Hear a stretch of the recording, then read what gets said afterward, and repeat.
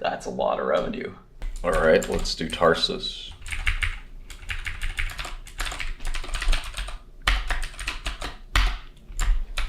All right, $26 stock.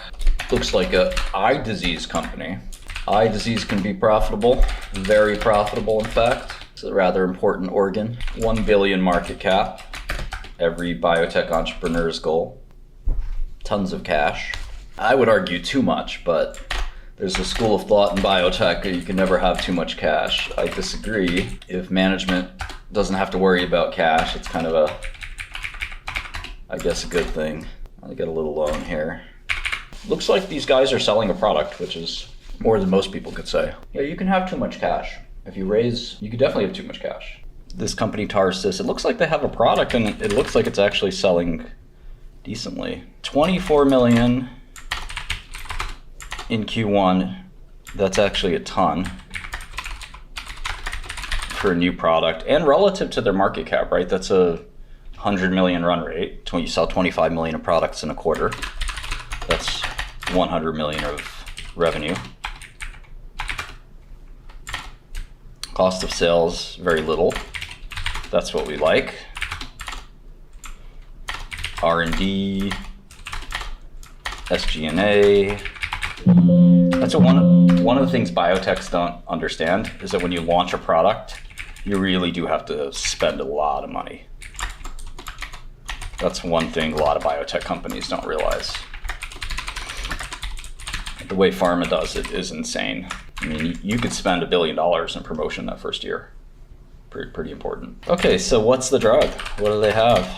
Okay, it's called XDEMVY, and it's lotilaner. I've never heard of this drug in my life. That is rare.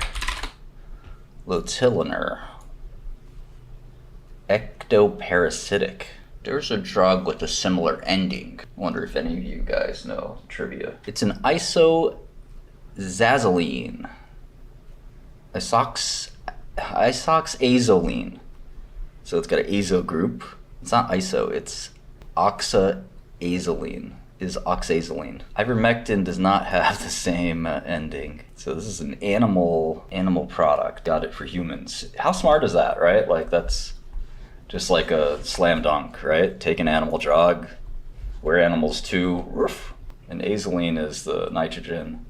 Oxazoline, it's a 5-membered ring. This gut's got to get clipped off, but the fluorines keep the half-life long. So this is for demodex blepharitis. Eyelash mites. What the? You got this in your eyes? This guy's living.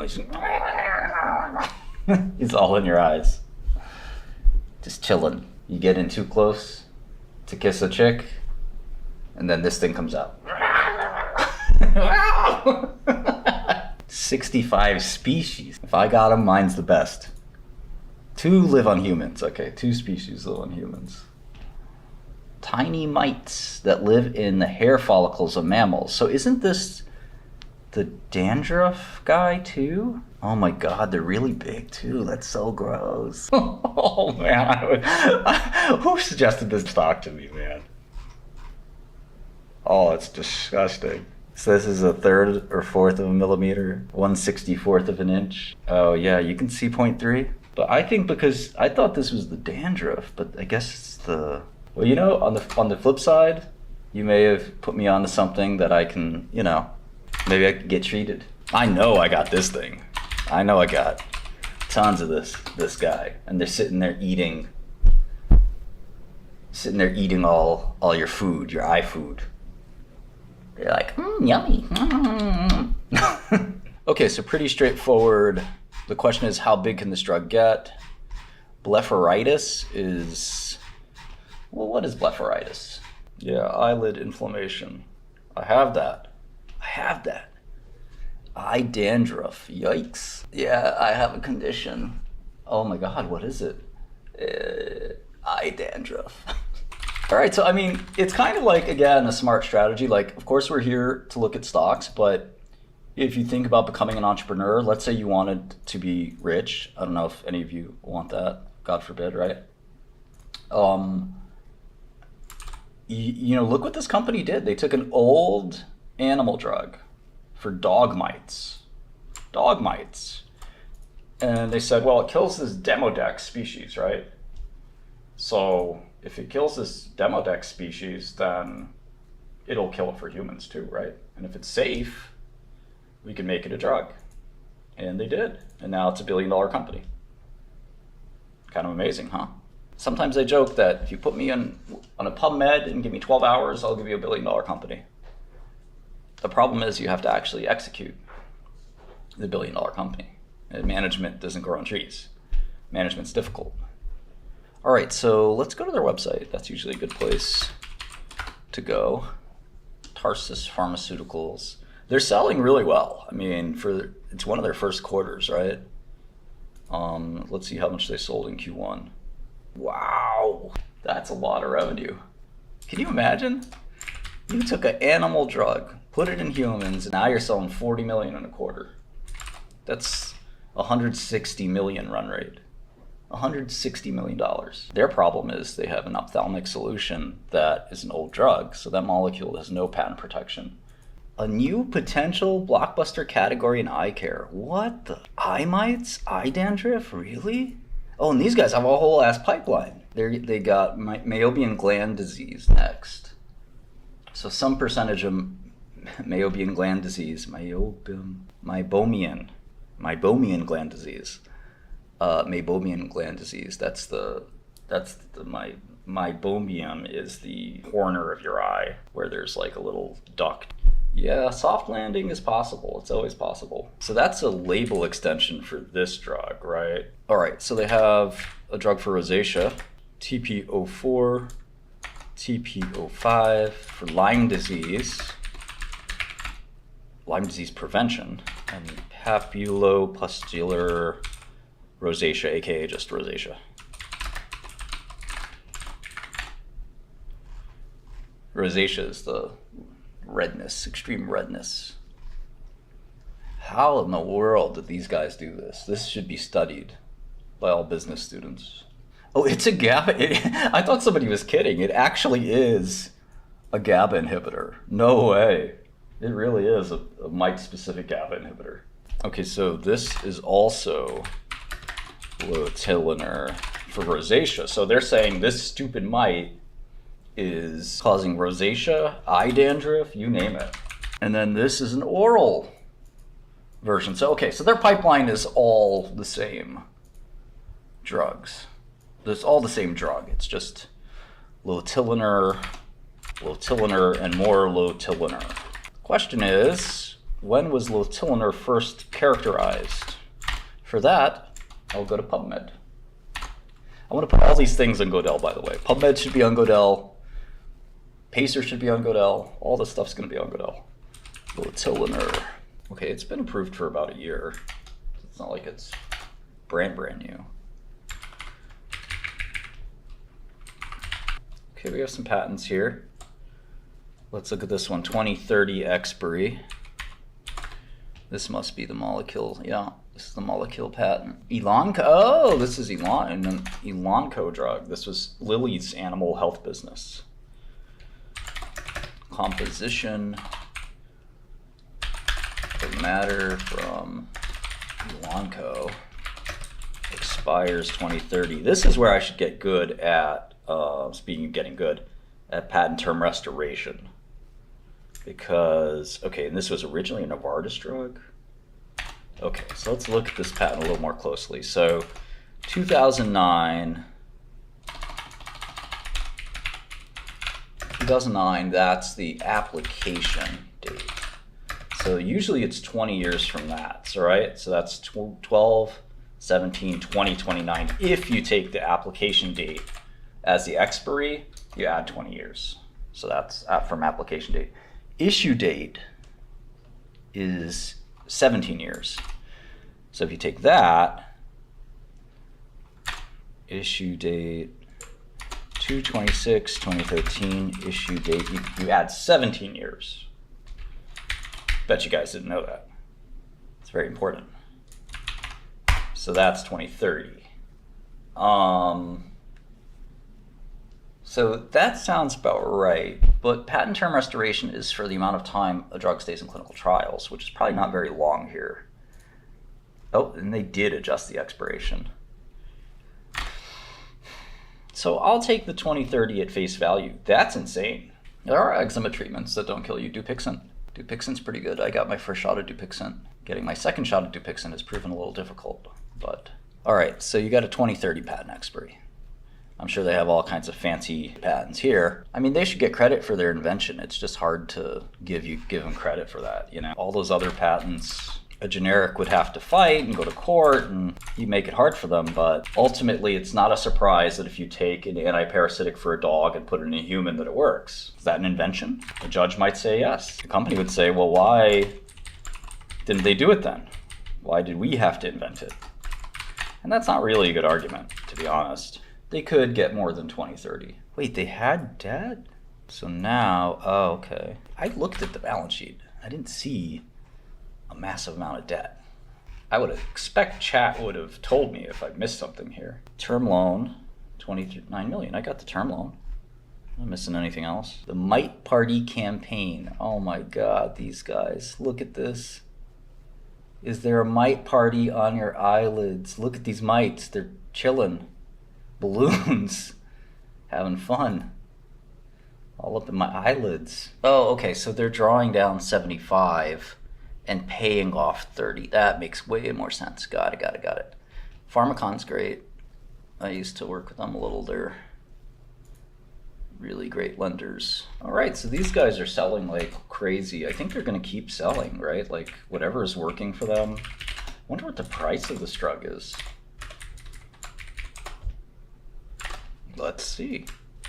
XDEMVY price. Do you have to keep taking it? Limited distribution, of course. Each prescription lasts a year. Huh. So you don't refill. All right, anybody want to take a guess on how big this drug could get? I mean, it's for eye mites. Come on, bro. How big could it get? Okay, so their gross to net went up a little bit. They said exceptional gross to net discount. I don't know if that's that exceptional. Now they're getting 1,100. All right, so 30,000 bottles. Yeah, they don't have the company that has the dog drug is Elanco. So yeah, once you're done with their eyes, come here, kitty. 7 billion market cap. So Elanco could have made this drug and gotten 1 billion market cap for themselves. 𝗧𝗏, I think 𝗧𝗏 does not work. It's not ready to explode. It's ready to go down a lot. Maybe we should look at cassava, right? Yeah, let's look at cassava sometime. Oh, they eat dead cells? Maybe then you need them. If they're eating dead cells. Why are they so bad? Maybe I should get eye mites and drop them into my eyes. What do you think, ladies? The eye mites, get a little vial of them. Marty's eye mites. Oh my God. I mean, this company would love me for that. They'd be like, yeah, take his eye mites and then take XDEMVY. How many eye care professionals are there? 11,000 have started on 60% prescribed. Okay, yeah, I think it could do 300 or 400 mil. Yeah, I'm gonna increase the sales of this company by like 10%. Eye Mite Awareness Day. Okay, so I just want to look at one more prior quarter, and then we're gonna forecast this son of a gun.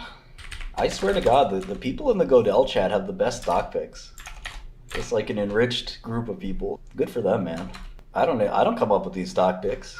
These guys ask me to look at the stock and like, look at my favorite stock, and like half these people, their favorite stock is actually really good. One of them was in Zoom. One of them was in Iovance. I was like, this is a great buy. I wonder if they can get international sales of this thing. Europeans don't. They're barbarians out there. They're not treating this. The Europeans are like, yes, the eye mites, the delicious. The eye mites need their own rights.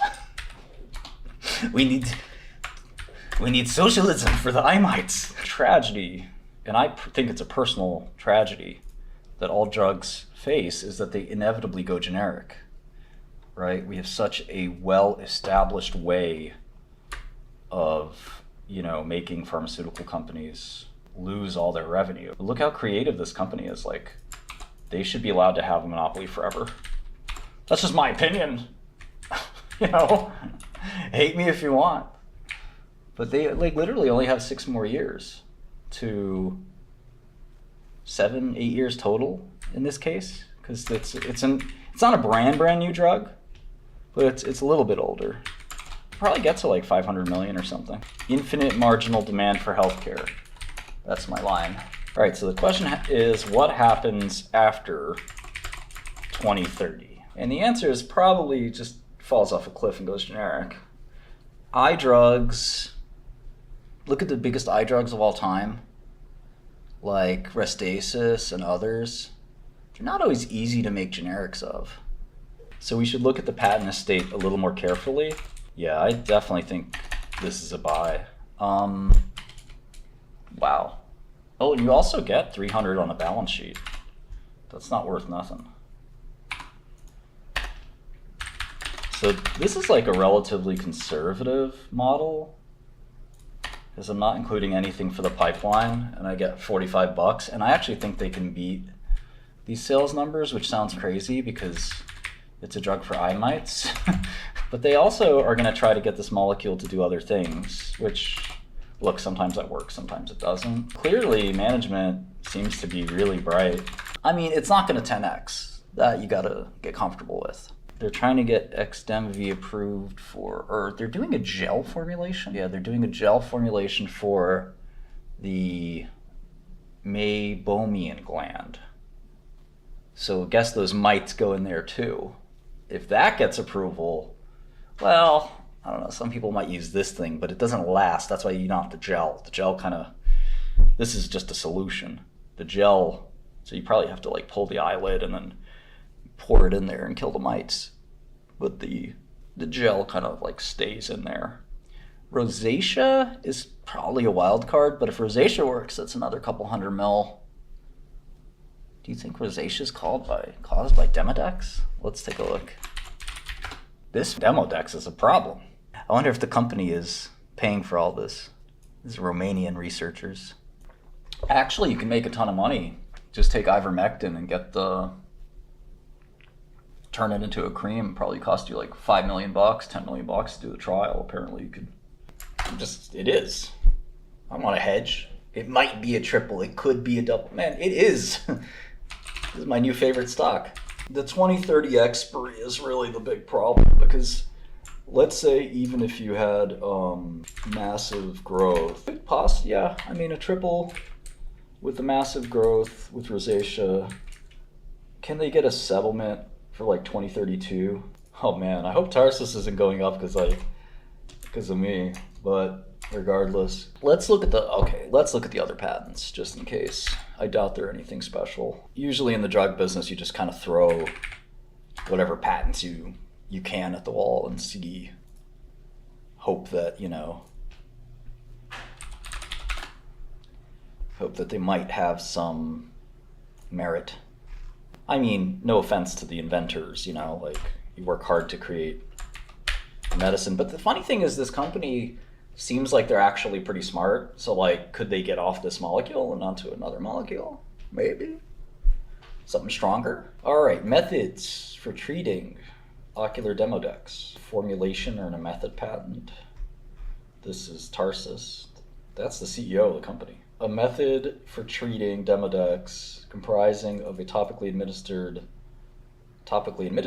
to the ocular surface. Oh, there's the drug I was thinking of, fluoraliner. So fluoraliner is really old. They're really old antiparasitic. I thought about that drug as well.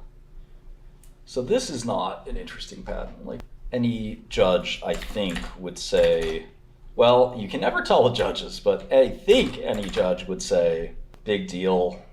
You took an animal drug and put it in humans. Humans are just a bigger animal. Is this an invention? This patent looks to be pretty much the same. Is it an extension with more claims? Twice daily for 4 weeks. You try to settle with these patents. You try to outfox the generic, but the only way out for this one is a brand new drug. 2 more patents. All of these will get busted. And they give 8 more years, which is a lot. I was going to say it's not that much, but it is a lot. Okay, so none of these patents look like they add very much. They're like continuation claims or whatever. So 2030 is basically the drop dead date. So the question is, how much revenue can you get by 2030? You know, it seems like a really smart management team. Like they could. I mean, rosacea is going to cost money to do, but man, there's upside in rosacea. Like arguably, they can just do. Just I could be $1 billion. I wonder how much of the company management owns. That usually suggests they'll work pretty hard. Not always. Not always, shockingly. Oh, 2 guys own. A bunch of guys I know own. Smart people, actually. Very, very smart people own 10% of the company each. That's good. This person sold most of their stake. That's cool, man. Really interesting stock. You know, I don't think that just because like your friend or a smart fund owns a stock means that you should buy the stock. There's a lot of reasons why. And in my early days of my career, I used to be really interested in that. And these days, I'm basically completely uninterested in who the other shareholders are. It's basically irrelevant. What matters is, do you like the stock, not somebody else. The reasons are, one, every successful fund goes through a period where it's less successful. Partially that's related to hubris, partially size, partially bad luck, you know, partially market conditions. So just because a fund has returned, say, 30% a year, which is amazing, legendary performance, doesn't mean it's going to keep returning 30% a year. And it certainly doesn't mean that that specific stock and that specific portfolio is going to go up. So you really can't just take, oh, so-and-so owns the stock. Well, so-and-so has had a hot hand, but hot hands go cold, and you know, you think your hot hand will last forever, and sometimes it doesn't. So there's that. The other reason is you have probability distribution of returns. No fund has only winners. That just doesn't exist. Even the very best funds. You know, Warren Buffett is like 80% winners, but he makes like 4 trades a year. So you could take that approach maybe. But most of these funds don't make 4 trades a year. They make maybe 400 trades a year or 4,000, and you know, they're going to be right 60% of the time, but you're not going to get a big edge by just randomly picking a stock out of their portfolio. You got to like it. You got to be convinced. I don't even think you should put any credence at all into it. In fact, if you've got a bunch of hedge funds in the stock, that kind of means that they're the supply, right? And you're their exit liquidity. So I'd almost rather have it that there are no hedge funds in the stock and that the buyers will be institutions that'll never sell. But again, better to just ignore it all and focus your mind on, okay, is this a stock I like? Can I live with this?